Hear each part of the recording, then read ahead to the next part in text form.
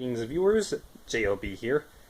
First of all, I want to wish a late but happy Independence Day to everybody watching this video. Secondly, what better way to celebrate something pure American than talking about one of the greatest animated shows that came out in the 50s, in some people's opinion, of course. Now, there were shows that made a big impact, like Clutch Cargo, and some that just fell by the wayside, like Captain Sailor Bird, which unfortunately doesn't have enough information for me to discuss in a full video. So, I decided to go for the next best thing and talk about the television program that came on right around the time Sleeping Beauty first hit theaters. That show is none other than the Quick Draw McGraw Show. Familiar with Quick Draw McGraw? He's basically one of the golden era Hanna-Barbera cartoons. The show was created following the success of Rough and Ready and the Huckleberry Hound Show. And of course it was, like other television shows around this time, it was sponsored by a breakfast cereal, specifically the Kellogg's Company. Not a specific cereal, just the Kellogg's Company itself, like many other television shows back then. Now, the Quick Draw McGraw Show not only gave birth to, Quick Draw himself, but it also, as well as his sidekick Baba Looey, but it was also the debut of the father and son duo of Augie Doggie and Doggie Daddy, and the cat and mouse detective duo of Snooper and Blabber. But let's just talk about the different shows individually.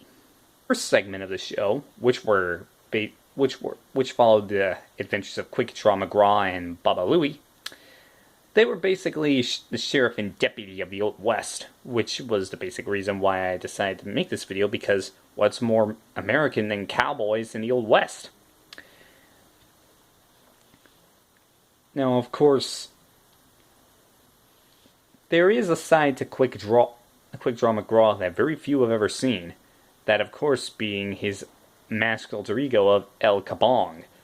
Basically a parody of Zorro, if you will. But while Baba Looey basically fell by the wayside, Quick Draw McGraw, he's more fondly remembered than his sidekick. Segment of this show was Augie Doggie and Doggie Daddy, which basically follows the adventures of a young Dachshund dog by the name of Augie and his father, Doggie Daddy.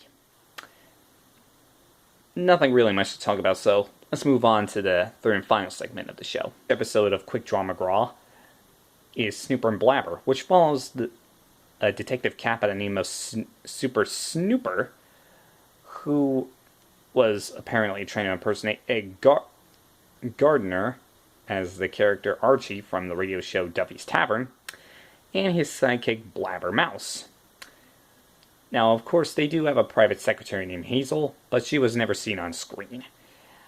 But while Snooper and Blabber basically fell by the wayside, the only characters in this show that really stuck around were the doggies, Augie and Doggie Daddy, and Quick Draw McGraw himself. After all these years, is the Quick Draw McGraw Show really worth revisiting? Well, it's a Golden Age cartoon, so yes, by all means, definitely check it out. It's probably on the Boomerang app if you haven't gotten already, so you could probably check there.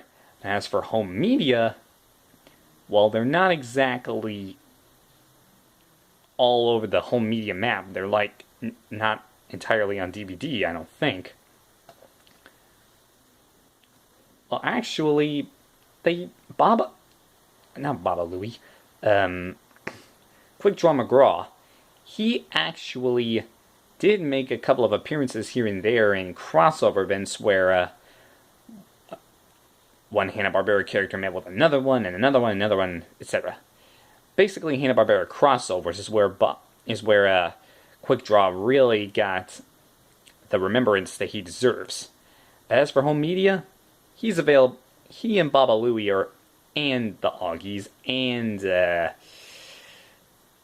Snooper and Blabber are available on DVD, so if you can find them, definitely pick up a copy of their adventures. It might be worth something. before I close out this video, there's a third point that I have to mention. And that's people being critical, being cyberbullies, if you will. Basically, my professions, the things I'm interested in, it give me a lot of backlash, negative backlash. Specifically, here on my channel, one YouTuber by the name of XDLOL, I know who you are, so I hope you're paying attention. He or she is basically pointing out, calling me names like stupid, she's calling me different things, etc. I don't really appreciate that. And same thing goes for a fandom community that I'm part of. Some people will criticize me and other members of this community because of what we do. One person going so far as to say we have Peter Pan syndrome, which I don't really think it's true. So, if you're watching XDLOL, I know you are. So, let's just say another rude comment from you, you're basically gonna be very, very sorry. And as for anyone who's an enemy of the Avengers fandom community, the community I'm a part of, this is a warning. We are just fans looking to create our own stories. Nothing more. And if you don't like that, well, don't blame us. Blame yourself when the mob comes after you.